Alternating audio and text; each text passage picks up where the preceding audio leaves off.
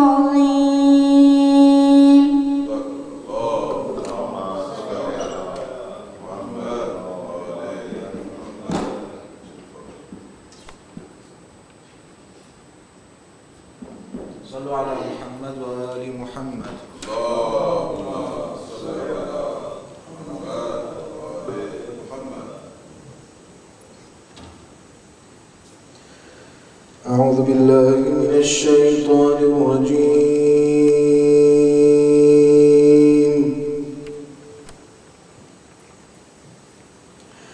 بسم الله الرحمن الرحيم.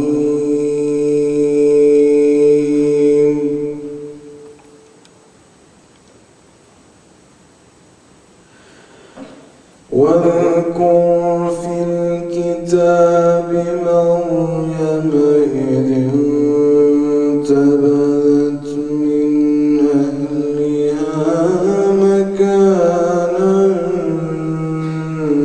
شرقيا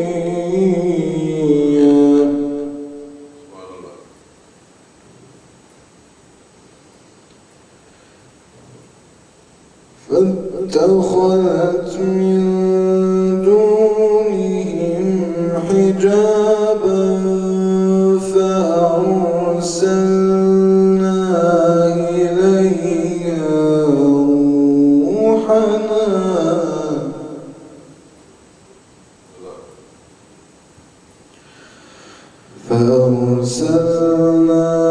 إليها روحنا فتمثل لها بشرا سويا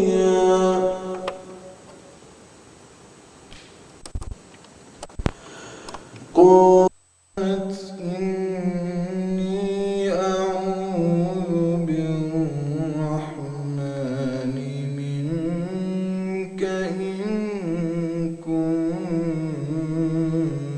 تقيا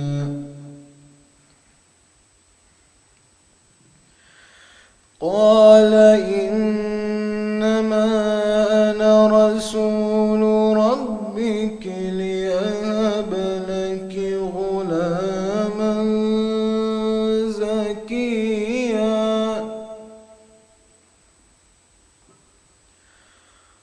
قالت أنى يكون لي غلام ولم يمسسني بشر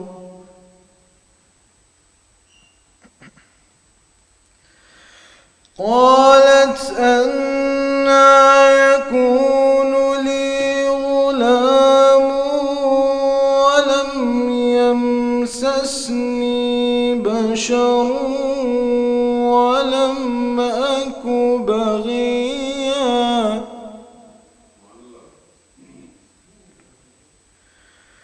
قال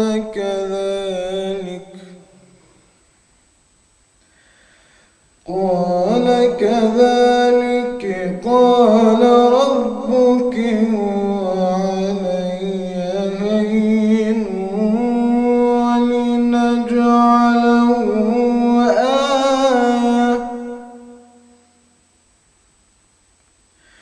ولنجعله آية للناس ورحمة منا وكان أمرا مقضيا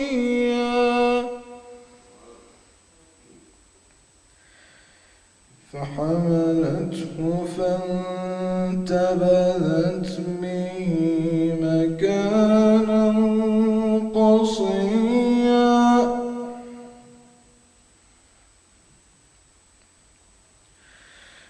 فحملته فانتبذت به مكانا قصيا فأجاءها المخاض إلى جذع النخلة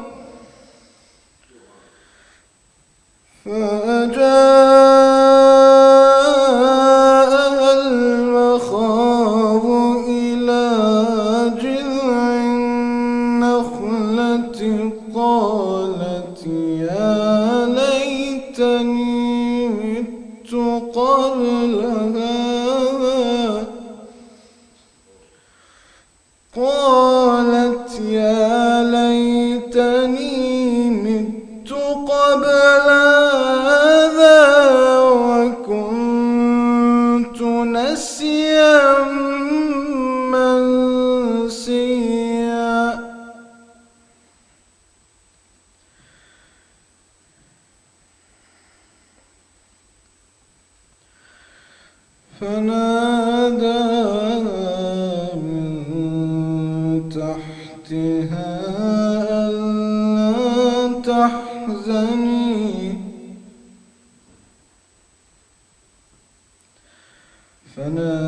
فناداها من تحتها ألا تحزني قد جعل ربك تحتك سريا وهزي إليك بجذع النخلة تساقط عليك رطبا جنيا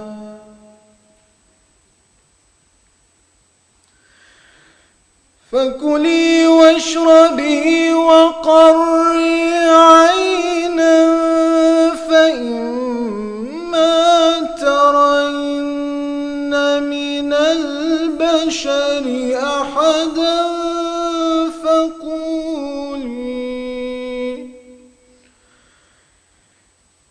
فقولي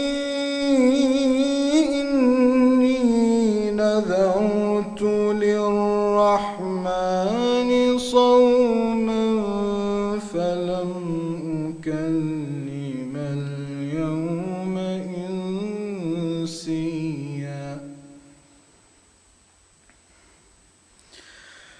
فأتت به قومها تحمله قالوا يا مريم لقد جئت شيئا فريا يا أخت هارون ما كان أبوك امرأ سوء وما كانت أمك بغيا يا أخت هارون ما كان أبوك امرأ سوء وما كانت أمك بغيا فأشارت إليه قالوا كيف نكلم من كان في المهد صبيا قال إني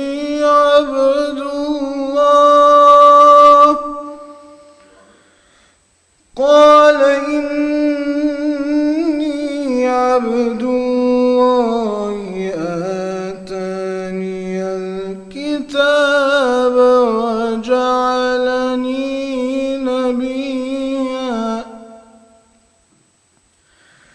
وجعلني مباركا أينما كنت وأوصاني بالصلاة والزكاة ما دمت حيا وبرا بوالدتي ولم يجعلني جبارا شقيا والسلام علي يوم ولدت ويوم أموت ويوم أبعث حيا صدق الله العلي العظيم.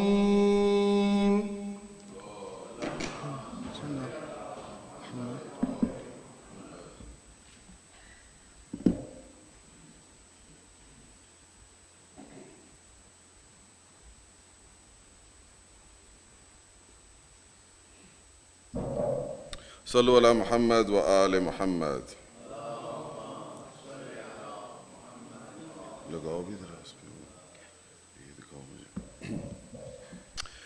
Mu'mineen and Mu'minat, yesterday Moulana Aqib Jaffry gave us details about the initial demand of Bay'ah from Walid to Imam Hussain and then the incidents that followed from there. So there is a salam which tries to capture these.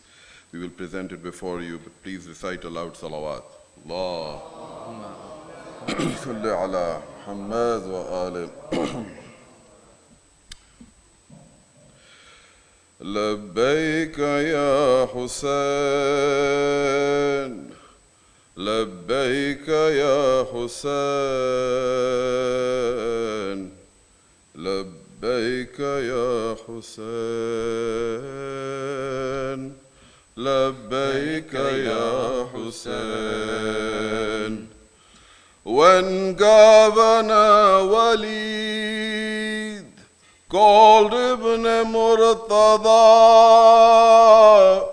seeking to get allegiance for Ibn Muawiyah, parting his holy lips, Mawla said, O Walid, never can this Hussain give bay'ah to that Yazid. 'Cause I am Al-Hussein, grandson of Mustafa, pride of the Ahl Bayt, Warith of Anbiya. 'Cause I am Al-Hussain, grandson of Mustafa, pride of the Ahl Bayt, warith of Anbiya. Labbaika ya Hussain, Labbaika ya Hussain. Everyone, Labbaika ya Hussain, Labbaika ya Hussain. Next to the holy grave in Masjid-un-Nabi, Mawla begins to weep and relay his tragedy. O Nana Mustafa, I come to you to part. Your ummah has again torn its covenant apart. Patient is but Hussain, son of your Fatima, pride of the Ahl Bayt, warith of Anbiya. Patient is but Hussain, son of your Fatima, pride of the Ahl Bayt, warith of Anbiya. Everyone, Labbaika ya Hussain, Labbaika ya Hussain, Labbaika ya Hussain, Labbaika ya Hussain. When Hani and Saeed brought letters of support, when Hani and Saeed brought letters of support, Muslim was sent to Kufa to probe it and report. Mawla said, if they want me as their Imam, then I will go to Kufa, so Hujjat is tamam. 'Cause this is Al-Hussain, grandson of Mustafa, pride of the Ahl Bayt, warith of Anbiya. 'Cause this is Al-Hussain, grandson of Mustafa,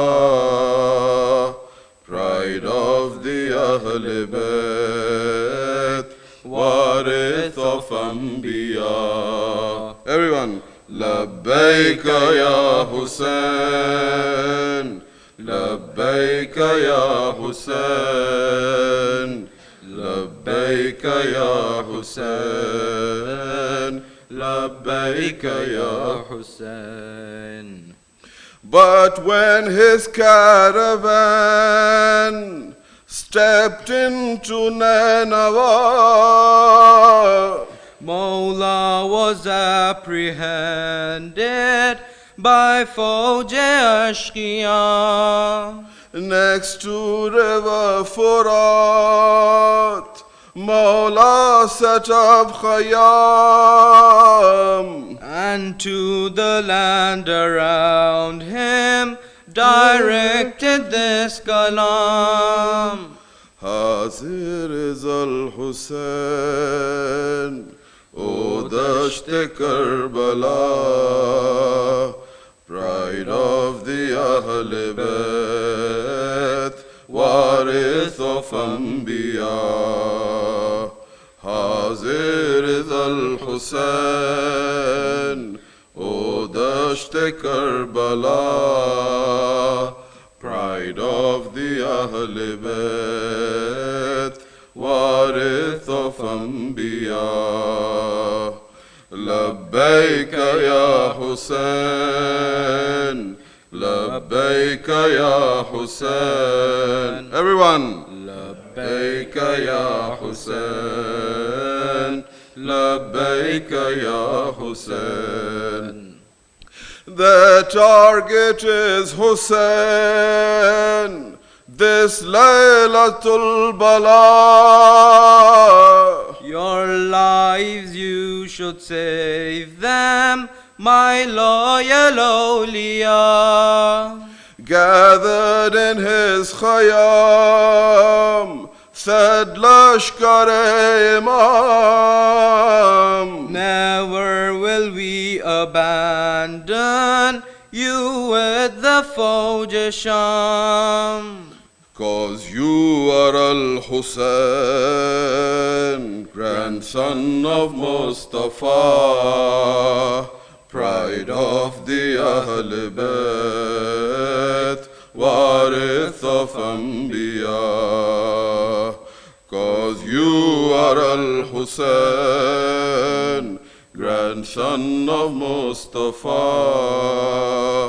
pride of the Ahl Bayt, warith of Anbiya.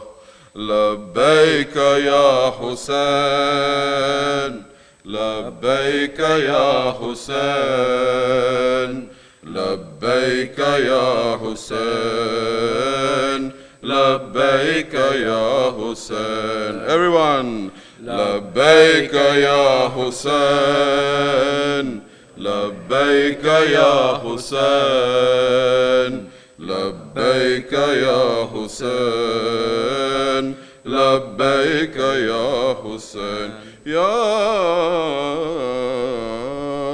حسين. صلوا على محمد وآل محمد.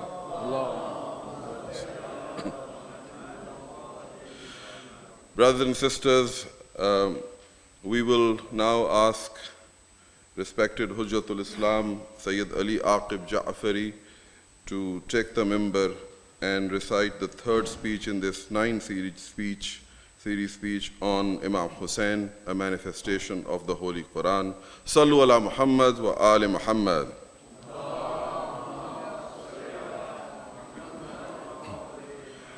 Brothers and sisters, just note one thing, that we do have a short question and answer session after the Nawha and before the Ziyarat.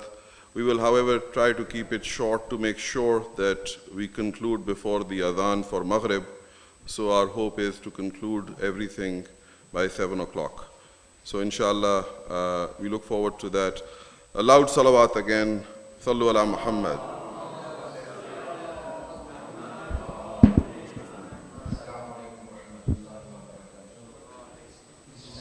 For the organizers of today's Majlis.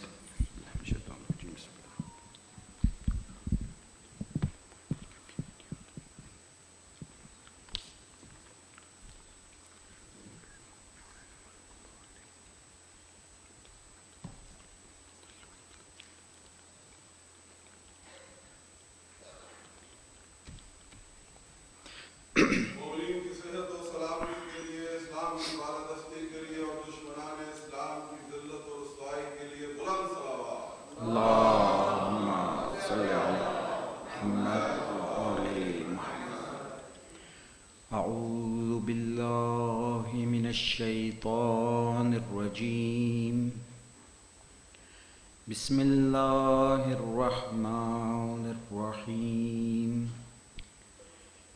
الحمد لله رب العالمين والصلاة والسلام على سيد الأنبياء والمرسلين وخاتم النبيين سيدنا ونبينا وشفيع ذنوبنا وطبيب قلوبنا بالقاسم محمد اللهم صل على محمد وعلى أهل بيته الطيبين الطاهرين الغر الميامين المعصومين من يومنا هذا إلى يوم الدين. أما بعد فقد قال الله تبارك وتعالى في كتابه المجيد وخطابه المتين وهو أصدق القائلين وقوله الحق. بسم الله الرحمن الرحيم. إن هذا القرآن يهدي للتي هي أقوم. صلوات.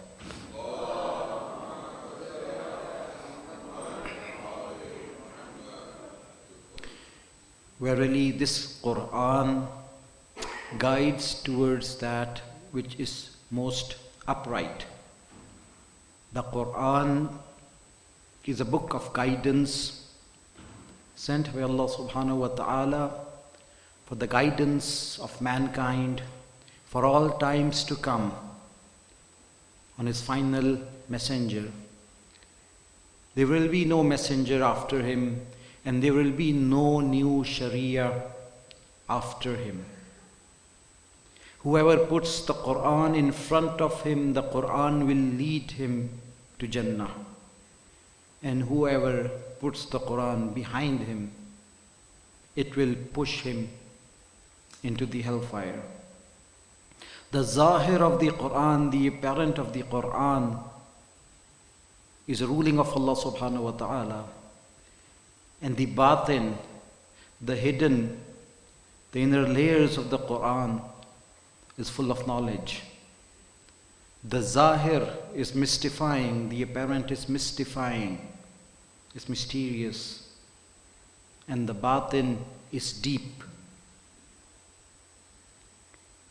And the Holy Prophet is the vessel that contains the realities of the Holy Quran.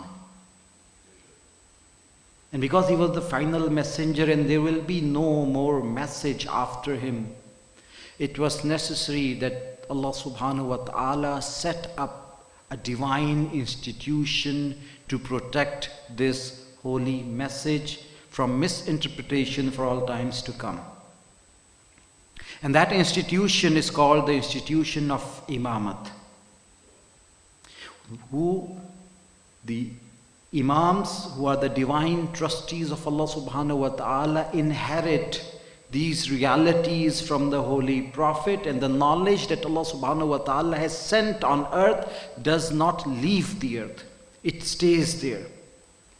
And these are the trustees of Allah subhanahu wa ta'ala. That is why in their ziyarat we say, Assalamu alayka ya Amin Allah fi arzih.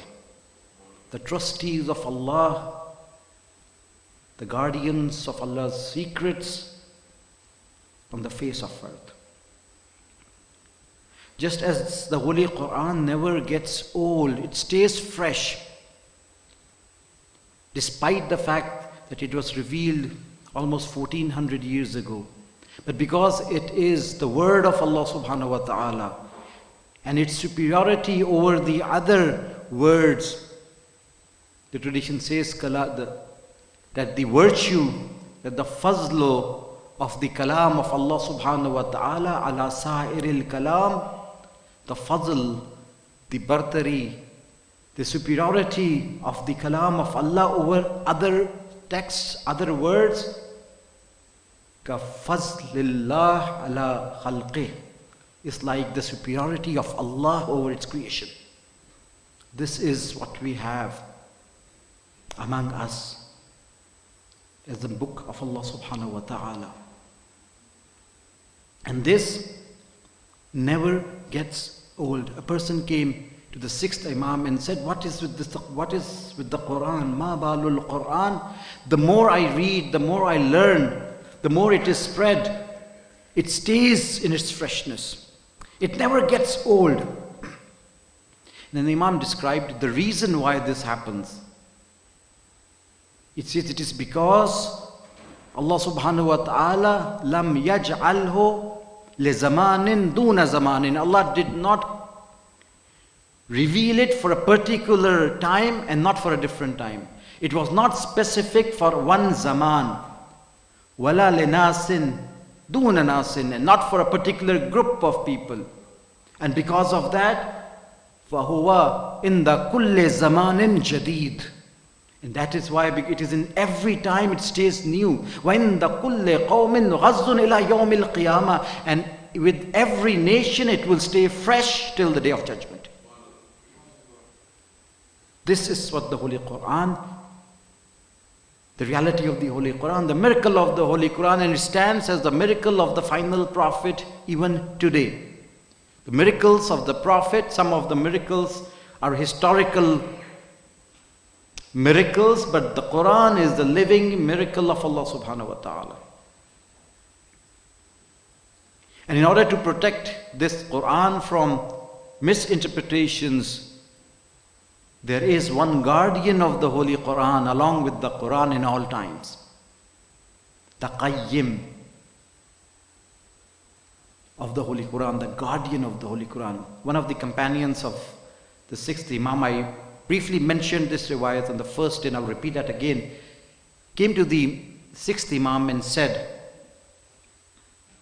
and you can get an idea of his ma'rifat, of the level of its understanding, with the set of questions or with the details that he mentions. He says, Inna Allah Ajallu wa Akram, verily Allah subhanahu wa ta'ala, lofty is his station. He is Ajal wa Akram min an yu'raf bi khalqihi. Balil khalq yu'rafuna billah. He says Allah is higher than that he should be known through his creation. Allah is higher than that he should be known through his creation. Rather, it is the creation that should be known through Allah subhanahu wa ta'ala. When we were taught the proofs of God, we identified God, we proved the existence of God by looking at the signs of God. You look at the trees, you look at the stars, you look at the sun and this universe and the nazm and order in the universe, and then you come to the conclusion there is a Lord, there is a creator. But this companion of the Imam is saying that Allah is superior than that, Allah is higher than that he should be known through his creation. Rather, it is the creation that should be known through him. It is as if you look at my shadow and you say, because I see a shadow, Moulana is sitting. People will say, the shadow is because of the Moulana. The Moulana is not because of the shadow. ये मखलूक खुदा की वजह से है, इस मखलूक की वजह से खुदा नहीं है. मखलूक की वजह से खुदा नहीं है. You go to the seaside and you look at the waves and you say, I see the waves, therefore the ocean exists. Rather, you should say, there is the ocean, that is why there are waves. The asl, the essence is the sea, because of which the ocean, the waves exist. So this companion comes to the Imam and he says that Allah is higher than that he should be known through his creation. Rather, it is the creation that should be known through Allah subhanahu wa ta'ala. The Imam said, Sadaqta, you're right. But because of our limited intellects, we cannot comprehend that level of ma'rifah. Then the person continued, he said, and this line of argument is something that everyone should be aware of. These are our aqaid. He said that whoever recognizes that there is a Lord should know that his Lord has likes and dislikes. His Lord did not create him for no reason. His God wants things from him. And that he would not know his Lord, the wants, the likes and dislikes of his Lord, except that it should be communicated to him. So either he should receive revelation directly from Allah subhanahu wa ta'ala, and since that did not happen, he should look for someone through which Allah has communicated. And when he finds that someone, there should be enough science in that person to prove that he is the messenger of Allah subhanahu wa ta'ala. These are the series of our aqaid. The companions used to go to the Imam and present their aqaid to their Imams, and the Imams would testify that you're right. This was something normal in those days. And the Imam said, you're right. And then he said that the Holy Prophet, and when he meets that messenger of Allah subhanahu wa ta'ala, he would realize that this person is the hujjat of Allah subhanahu wa ta'ala in that time. The Imam testified. And then he said, then I talked to people and I asked them, well, during the time of the Holy Prophet was the hujjat of Allah. When the Holy Prophet left this world, who was the hujjat of Allah? And he said, the people replied to me that the Quran is the hujjat of Allah after the Holy Prophet. And he said, I asked them this question, that if Quran is the hujjat of Allah, I see different sects using the Quran to prove their point. The Dahriyas use the Quran. Even those who do not believe in the Holy Quran, they use verses of the Holy Quran to prove that they are right. If you talk to different sects, every sect will have an ayah of the verse of the Quran to show that they are on the right path. So how can Quran be the hujjat and cannot resolve a dispute among us? So this means that the Quran cannot be a hujjat unless there is a guardian over it. Unless there is a qayyim over it, and that qayyim, whatever he says, his word should be final regarding what Allah means from this holy verse. And then I asked them, who is this qayyim after the Holy Prophet? And they say, a lot of companions know the Quran. Abu Umar knows it, Huzaifa knows it, and this companion knows, and that companion knows. And I asked them, do they know all of it?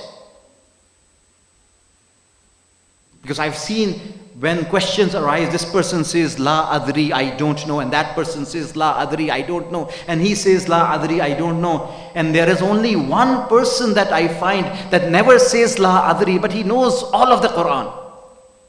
And that person is none other than Ali ibn Abi Talib alayhi salatu wasalam.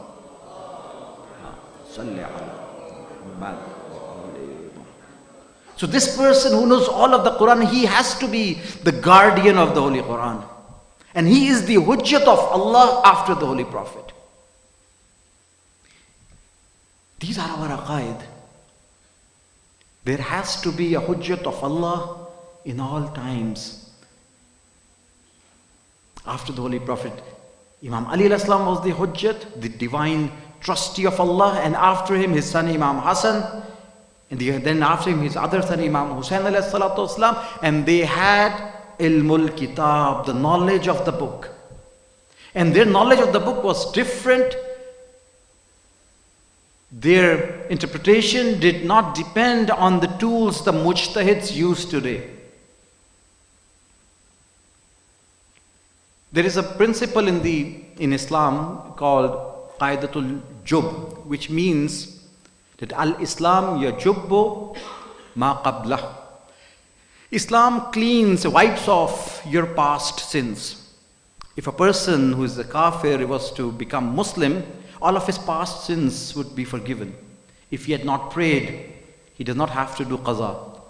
If he had not fasted, he does not have to fast. If he had not paid khums, he does not have to. So when you accept Islam, all of your past sins are forgiven and you have a fresh start. This is the beauty of Islam.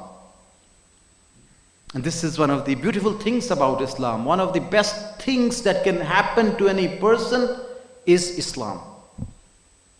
And the tradition, one of the traditions says that after Islam, there's another thing that can happen to a person. It's worth mentioning. It says, Mastafada imra'un muslim faidatan ba'dal Islam afzala.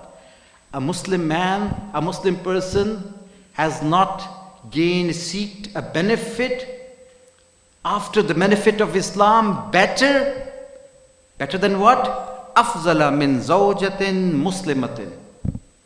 Better than a Muslim wife. After the benefit of Islam, the next best benefit a person can acquire is the benefit of a Muslim woman who delights him when he looks at her, and who listens to him when he requests her, and who protects herself and his belongings when he's absent. So based on this ayah that Islam wipes off your past sins, in the time of Mutawakkil, there was this Christian person who had committed an immoral act with the Muslim women, and he got arrested. And it was decided, a judgment was passed against him, and he was about to be punished. Looking at his punishment, at the imminent punishment, he accepted Islam. He said, La ilaha illallah, Muhammadur Rasulullah. And one of the things to notice is that when you recite this kalma shahadat, you are granted Muslim citizenship right there and then. It does not take you 3 years or 5 years or 7 years to become a Muslim citizen. You say the kalima, you immediately become Muslim citizen, and you're entitled to all the rights that Muslims are entitled to. It's so easy to become a Muslim citizen. So he recited the Shahada. And now there was a dispute among the judges. Now that he has become a Muslim, all of his past sins would be wiped off. So can we punish him? Should he be punished or not? And different people had there were great scholars of that time, and they all had their own opinions. Some said he should be punished, some said he should be forgiven, because Islam wipes off your past sins. How can you punish him for a sin that has been wiped off by Allah subhanahu wa ta'ala? And then the incident was brought to Imam Hadi alayhi salatu was salam.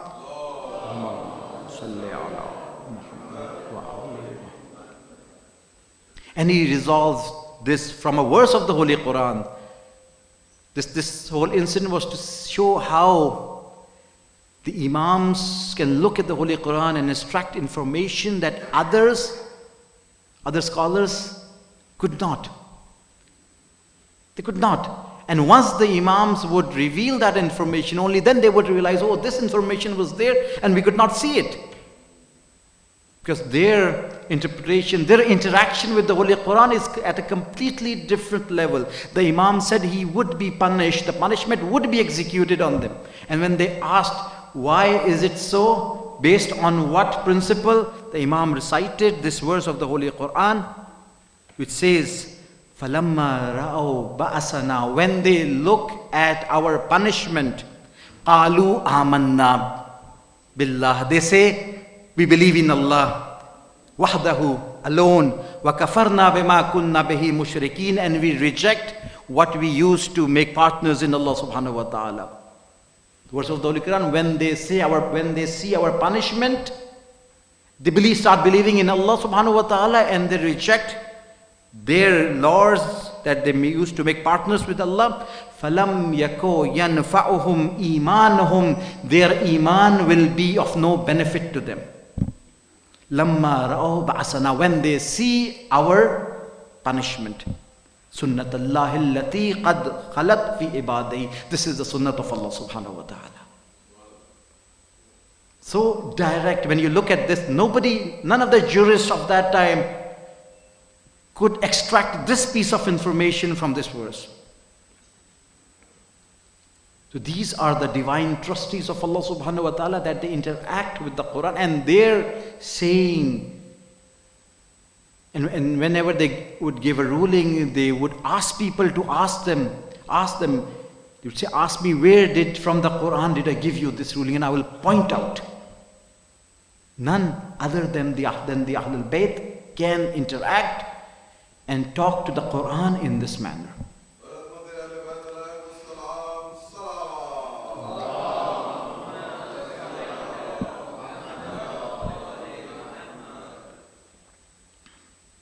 So it is important that we follow in the footsteps of our great Imams and their advices. One of the shikwas, one of the complaints of the Imam, he says, Ma yamna'ul tajir minkum al-mashghul fi suqihi. What stops a trader from amongst you who is busy in his shop? إِذَا رَجَعَ إِلَى مَنْزِلِهِ, when he returns to his home, what stops him from reciting one surah of the Holy Quran before going to bed?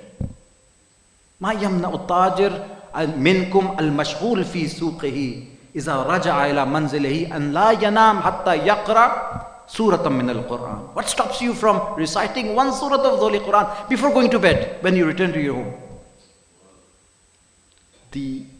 We as a nation have distanced ourselves from the Quran, and that is why you see these issues that are coming up in the societies, and everybody is taking their own path. We need to go back to the Quran. We claim to be the sect that has that have grasped the Holy Quran and the Ahlul Bayt. Inni tarikun fikum mustaqalain kitab Allahi wa itrati. They left both, not just the Holy Quran and not just the Ahlul Bayt. Both. Ma in tamassaktum bihima. If you cling to both of them, if you grasp to both of them, only then you'll never go astray. So we need to pay more attention, inshallah. You are paying attention. We need to pay more attention to how we interact and how we engage with the Holy Quran. And these Imams that we have, they are the manifestations, they are the embodiments of the Holy Quran. And gradually we'll now start delving more into the topic that I have chosen for these few nights, to show how our Imams were a manifestation of the Holy Quran. Not only of the Holy Quran, but also of the seerah of the Prophet of Allah subhanahu wa ta'ala. Sallallahu ala Muhammad wa awlihi Muhammad. In one of the sayings, in one of the letters that Imam Hussain alayhi salatu wasalam wrote to the people of Basra, he said, Inna sunnah qad umitat. Verily the sunnah has died. The sunnah has died, and mind you, this sunnah did not die after Yazid took over. It did not immediately die. It had died before.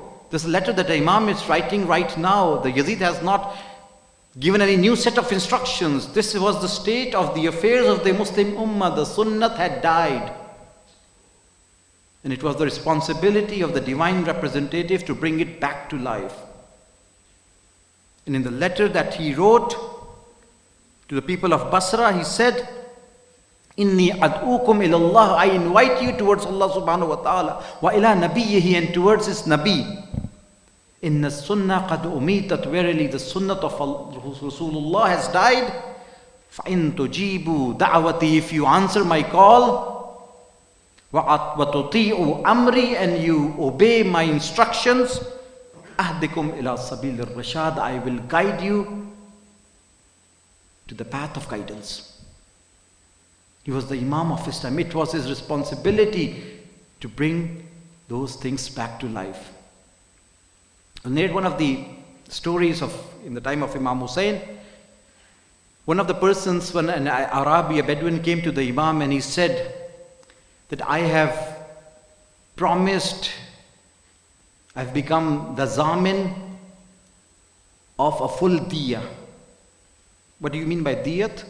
Diyat is the blood money that a person has to pay when he accidentally kills or damages, inflicts bodily harm on someone.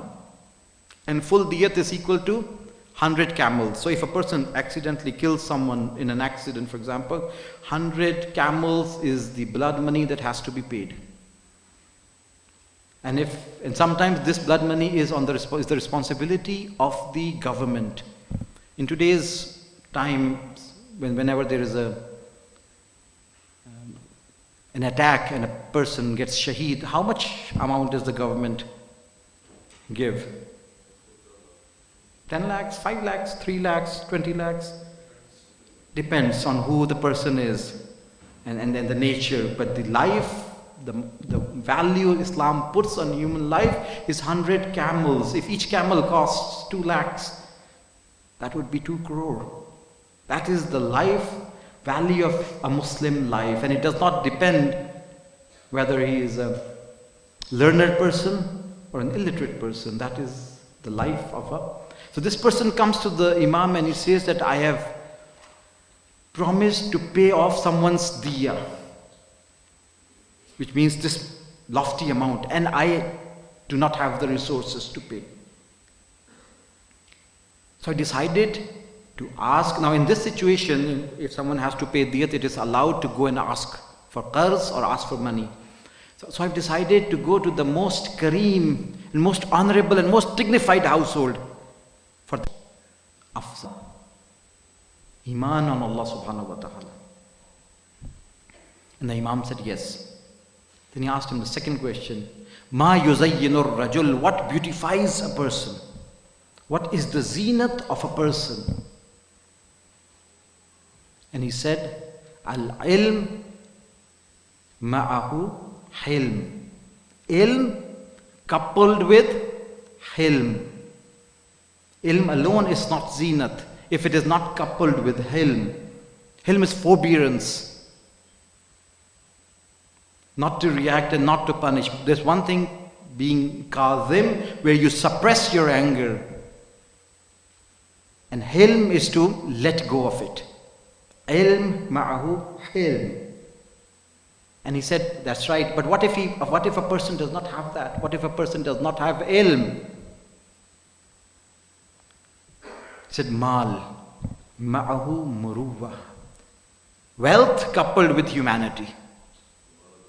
So if you have wealth, if you have mal, but you have no humanity, then it is not a zenith. The Imam said yes. Then the third part of that question, what if he does not have that? Not everybody will have wealth, not everybody will have ilm. What if he does not have that? In other words, what if he is poor? And he replied, faqr. That in that case, what gives you zenith is faqr ma'ahu sabr. Faqr coupled with patience. The Imam said, what if he does not have that? He thought for a while and he said, well, in that case, thunder should come from the sky, lightning should come from the sky. It's good. Wanha anil munkar, and stop them from evil. Wa usira bisirati jaddi wa abi Ali ibn Abi Talib, and I want to follow in the footsteps of my Jad, my grandfather, and Amir al-Mu'minin sallallahu alaihi wasallam.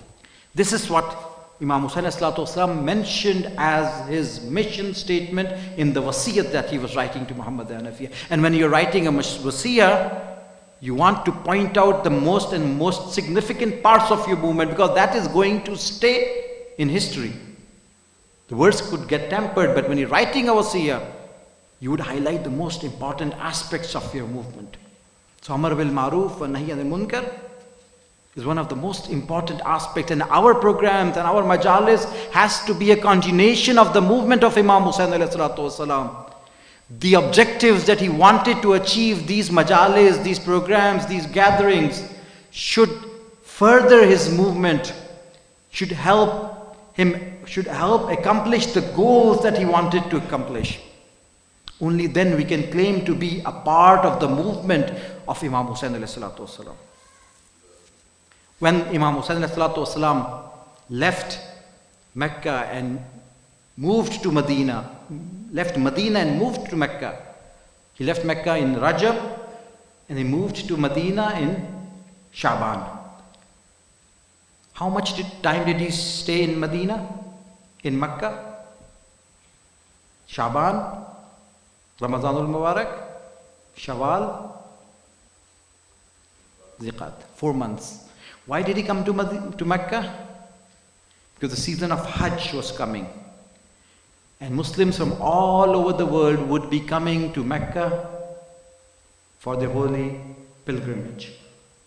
So there Imam Hussain would get the opportunity to disseminate his message, to tell them why he is not submitting to Yazid, what the problems are with Yazid, what is the problem with the Muslim Ummah, and why he has refused to do bay'ah to all of the Muslims. By staying in Mecca, he would be able to disseminate the message to the entire Muslim world. And while he was there, he learned that Yazid has sent assassins to assassinate Imam Hussain in the holy sacred city of Mecca. And because of that, when he learned that, he decided to cut down his trip and he left Mecca before performing the sacred duty of Hajj. And he started to move towards Kufa. And when he was 2 stops away from Kufa, he was stopped by, he met Hur with an army of 1,000 soldiers. There was an exchange between them.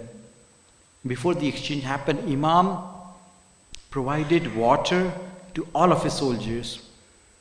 And when the soldiers were done, to all of the animals of the army of Yazid. That would be at least around 1,000 water bags. And there must be other waters with the Imam as well. If the Imam was traveling, you need to imagine the majesty with which the Imam was moving, the majesty of the caravan. So many water bags. How much food would be with him? How much wealth he would be moving. He did not leave Medina like a runaway slave. He did not leave Medina like a poor person. He was moving as if the kings used to move, with all that belongings.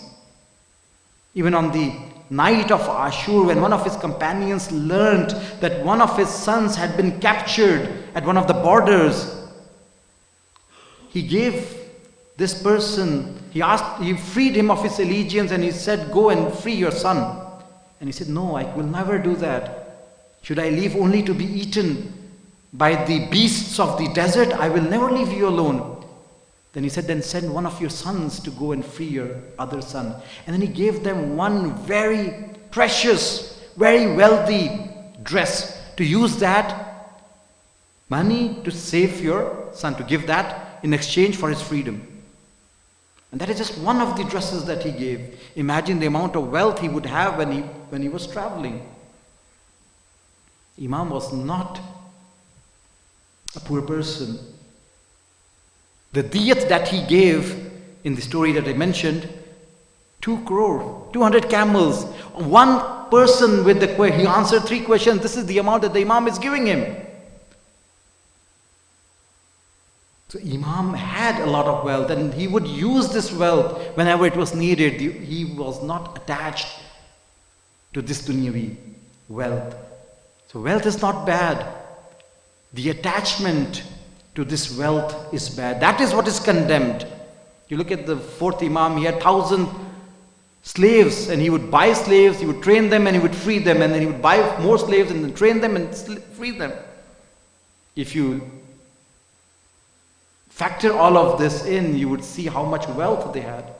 Amirul Mu'minin as well. But that wealth was running and it was used in the way of Islam. So when he met Hur and he fed them with water, there was an exchange. And Hur was not one of those who had written letters to the Imam. And when the Imam said, "I am coming to Kufa because you have invited," he was in shock. He said, "I didn't send a letter. I don't know of any of these letters." The Imam then ordered his companions to bring those scrolls that he had received from Kufa, and he showed it to them. "You have invited, you have written, your people have written these letters, and that is why I am here." And during one of the exchanges, the Imam said to him, "Ala tarawna anna al-haq la yu'mal bih." Do you not see that haq is not being acted upon? Wa anna al-batil la yutanaha an, and batil is not being stopped from. لَيَرْغَبِ الْمُؤْمِنِ, a mu'min in such a situation should desire to meet his Allah subhanahu wa ta'ala. That is his duty. He should meet his Lord in such a situation. It was in this same encounter that he said this statement and repeated this statement when he entered Karbala as well. "An-nasu abidu dunya." People are the slaves of this dunya. وَالدِّينُ لَائِقٌ عَلَىٰ أَلْسِنَتِهِمْ, and religion is on their lips only. When they are tested, they keep religion on their lips as long as it does not conflict with their economic situation. And as soon as they are tested, the religious people are very few. قَلَّتْ دَيَّانُونَ. The religious people will be very few.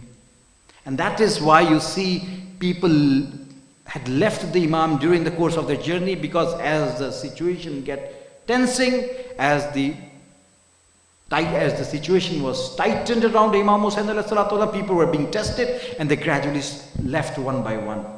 And that would happen today as well. Because today we are no different. If religion is on our lips and we want to keep religion as long as it does not conflict with our worldly ambitions, we will do the same when we are tested. And this is one of the reasons why the Imam was left alone in Karbala. The love of this dunya.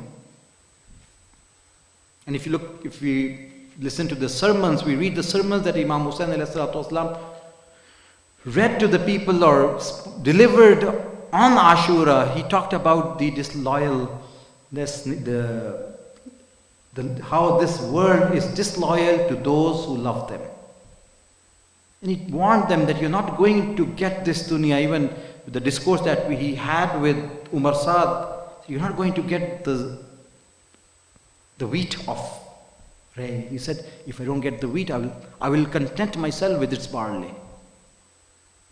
The love of this dunya was what had cornered Imam Hussain alayhi salatu wasalam in this situation.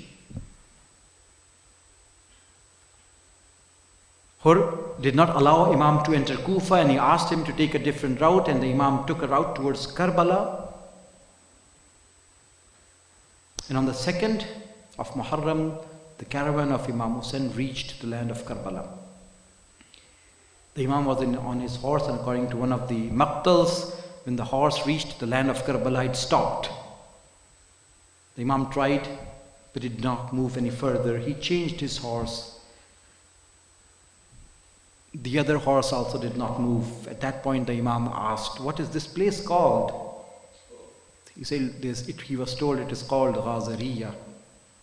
Does it have another name? It is called Shati al-Furat. Any other name? It is also called Arzu Karbin wa Bala.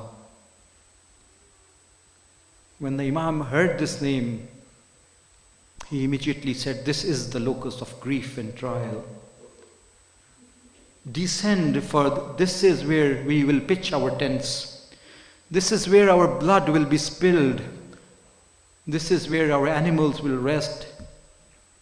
And this is where our children will be slaughtered. My grandfather has truly informed me of what will transpire."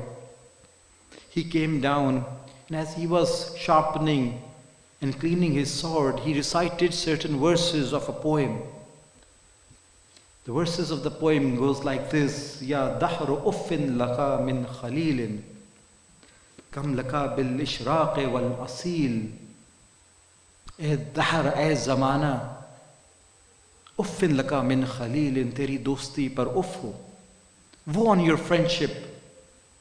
Kam laka bil ishraqi wal asil. How many of your desires and friends have you killed? Kam laka bil ishraqi wal asil min talibin wa sahibin qatilin wa dahru la yaqna'u bil badil. And still, dahr, time, you're not content with it. You want more and more. So many have you killed who came after you, and you want more and more. Wa kullu hayyin salikun sabili. And every living creature is moving on this path, is taking the same route. Ma aqrabul wa'adu min rahili. How soon is the time to leave this world? When he recited these words, Lady Zainab Salamullah Alaiha was nearby. When she heard the Imam reciting these verses, she could not bear these verses coming from the Imam, because she realized that only a person who is sure of his imminent death would recite these verses. Barefooted, she rushed towards the Imam, and he said, Oh my brother, why are you reciting these verses? Only a person who is sure that he will be killed very soon would recite these verses. The Imam said, yes, that is true. I will be killed very soon. When Lady Zainab Salamullah Alaiha heard this positive reply from Imam that he will be killed very soon, she could not bear the news of her brother's death, she fainted. She fainted right there and then. The Imam sprinkled some water on her, and when she regained consciousness, the Imam consoled her by saying, all the inhabitants of the sky will die, all the inhabitants of the earth will die. Nobody has lived. Our grandfather passed away, our father passed away, our mother passed away, our brother passed away. I too will leave this world. I too will leave this world. He consoled her. He consoled her. Lady Zainab could not bear hearing the news of his brother's death. Imagine her situation when she would be actually seeing when her brother was being slaughtered. A person came to our Imam with this important question, which is valid and in our minds today as well. He asked, "Oh my Imam, why is it that the day of Ashur has become the greatest day of mourning, whereas we have the day in which the Holy Prophet passed away? We do not mourn that day as the greatest day of mourning. The day when Amirul Mu'mineen left this world, हम उस दिन को इस तरह से नहीं मनाते जिस तरह से आशूर को मनाते हैं. The day when Lady Fatima left this world, that was a great day to mourn, but it is not commemorated the way Ashur is commemorated. What is the secret behind it?" The Imam gave a beautiful reply and a meaningful reply, and Lady Zainab knew that reply. On the day of Ashur, Imam said that the most Akram Makhluk, the most honorable creation of Allah subhanahu wa ta'ala, were the ones who were under the Kisa, who were under the cloak of Hadith-e Kisa. When the Holy Prophet passed away, we knew that there were still four members of that group on the face of earth. We would look at them and we would remind ourselves of the Holy Prophet. Then one by one, Lady Fatima passed away. It was a great day to mourn, but we had three other members still with us. Then our father passed away, Amirul Mu'mineen passed away, Imam Hassan and Imam Hussain were still with us. And when people would look at them, they would be reminded of the Holy Prophet, they would be reminded of Amirul Mu'mineen, they would be reminded of Lady Fatima Salamullah alayha. Till a time came when Imam Hassan was also poisoned and he left this world. The only representative of the Ashab-e Kisa on the face of earth now was Imam Hussain alayhi salatu wassalam. He was the one that reminded them of all of those other four Ma'asumeen. On the day of Ashura, when Imam Hussain left this world, the connection with the Ashab-e Kisa was severed. He said it was because of this connection that we no longer had any member of Ashab-e Kisa among us. That is why this day has become one of the most greatest days of mourning for us. And that is why on the day of Ashur, when Lady Zainab Salamullah alayha saw her brother being slaughtered, and when he had been slaughtered, she cried saying, "Al-yawm mata jaddi Rasulullah." It is today that my grandfather has died. Al-yawm mata abi. It is today that my father has died. Al-yawm mata ummi. It is today that my mother passed away. Al-yawm mata akhi. It is today that my brother Hassan has passed away. In the death of Imam Hussain, she was seeing the departure of the Holy Prophet. She was seeing the departure of Amir al-Mu'mineen. When she was seeing Imam Hussain being slaughtered, as if she was seeing the Holy Prophet being slaughtered before her eyes. She was seeing Amir al-Mu'mineen being slaughtered before her eyes. She was seeing Imam Hassan alayhi salam slaughtered before her eyes. Alala'natullahi alal qawm al-zalimeen. May Allah accept what was said and bless this gathering and accept the hajat of all of you who are here, inshallah. Matame Hussain.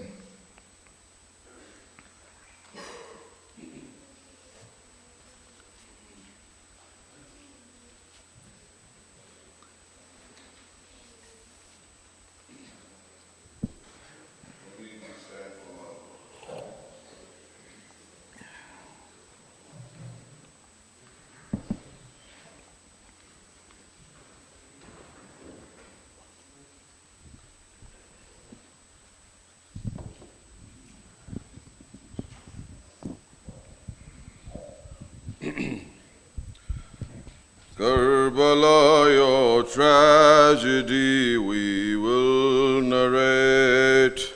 Karbala, your tragedy we will narrate, till the skies illuminate with the light you radiate. Karbala, your tragedy we will narrate. Karbala, your tragedy we will narrate, till the skies illuminate with the light you radiate. Karbala, your tragedy we will narrate. Buried in your heart the son of Fatima, Buried in your heart the son of Fatima, Warith of Adam wa Nuh Mustafa, Warith of Adam wa Nuh Mustafa, that Hussain ibn Ali al-Murtada, that Hussain ibn Ali al-Murtada, who defied every zulm of Ashqiya, with his final call you still reverberate. With his final call you still reverberate, till the skies illuminate with the light you radiate. Karbala, your tragedy we will narrate. Everyone, Karbala, your tragedy we will narrate. He who taught us how to brave adversity, He who taught us how to brave adversity, never compromise on your humanity. Never compromise on your humanity.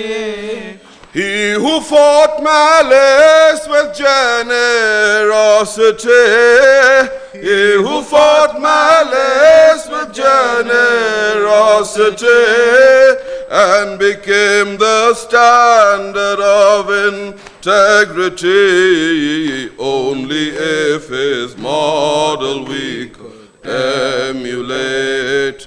Only if his model we could emulate, till the skies illuminate. Everyone, with the light you radiate. Karbala, your tragedy we will narrate. Karbala, your tragedy we will narrate. Karbala, your message is pristine and pure. Karbala, your message is pristine and pure. Never be unjust, nor injustice endure. Never be unjust, nor injustice endure. Wealth and power never should inspire awe. Wealth and power never should inspire awe.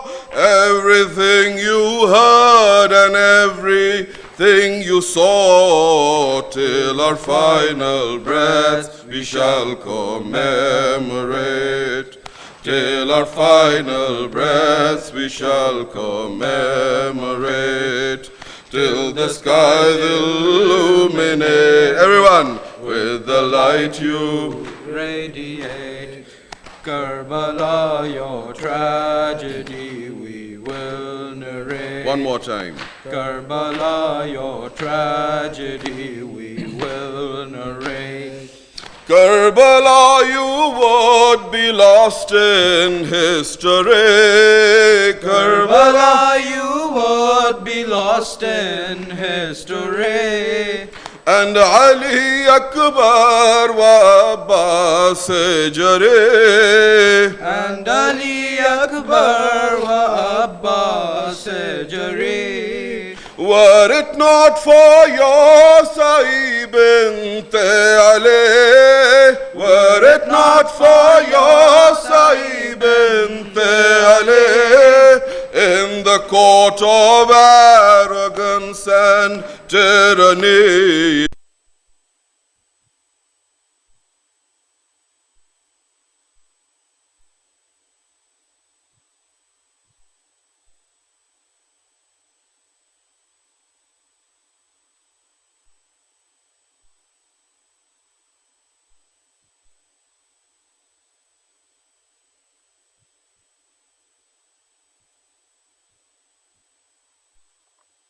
کیا تم نے دیکھا اس کو جو جزا و سزا کو جھٹلاتا ہے؟ فَذَلِكَ الَّذِي يَدُعُّ الْيَتِيمَ، یہ وہ ہے جو یتیم کو دھکا دیتا ہے. وَلَا يَحُضُّ عَلَى طَعَامِ الْمِسْكِينِ، اور کسی غریب کو کھانا دینے پر لوگوں کو آمادہ نہیں کرتا. فَوَيْلٌ لِّلْمُصَلِّينَ، تو وائے ہے ان نمازیوں کے لیے. الَّذِينَ هُمْ عَنْ صَلَاتِهِمْ سَاهُونَ، جو اپنی نماز سے بے اعتنائی برتتے ہیں. الَّذِينَ هُمْ يُرَاءُونَ، جو دکھاوے سے کام لیتے ہیں. وَيَمْنَعُونَ الْمَاعُونَ، اور اپنے کو کسی بھی امداد سے روکتے ہیں. صدق اللہ المولانا علی العظیم. بر محمد و اہل بیت محمد صلوات.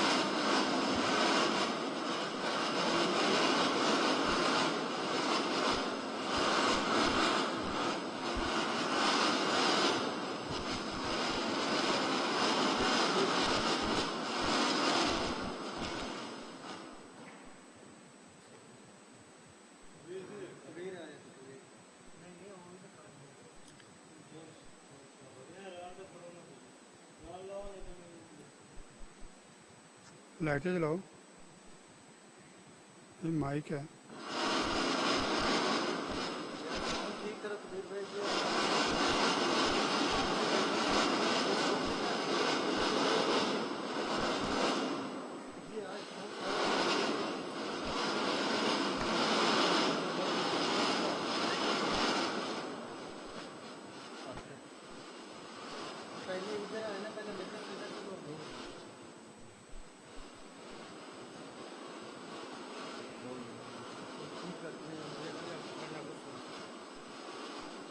محمد و آل محمد صلوات.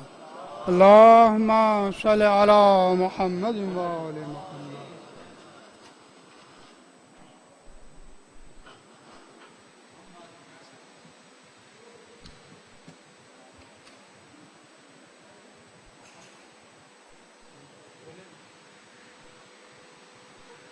بسم اللہ الرحمن الرحیم. اور محمد و آل محمد صلوات. اللہم صل علی محمد و آل محمد. حاضرین محترم، انجمن محمدی گلبرگ کے زیر اہتمام عشرہ محرم حرام کی تیسری مجلس کا آغاز ہو چکا ہے. ایک دفعہ بلند آواز سے صلوات. اللہم صل علی محمد و آل محمد. میرے حسین کا جو بھی غلام ہو جائے، میرے حسین کا جو بھی غلام ہو جائے، تو حر کی طرح وہ عالی مقام ہو جائے، جو آئے ان کے مقابل بنے وہ شمر و یزید، جسے یہ چاہیں علیہ السلام ہو جائے۔ بلندتر صلوات، اللہم صلی علی محمد و آل محمد۔ علی غازی زیدی صاحب آئے ہیں کوئی؟ نہیں آئے؟ بار دیگر صلوات، اللہم صلی علی محمد و آل محمد۔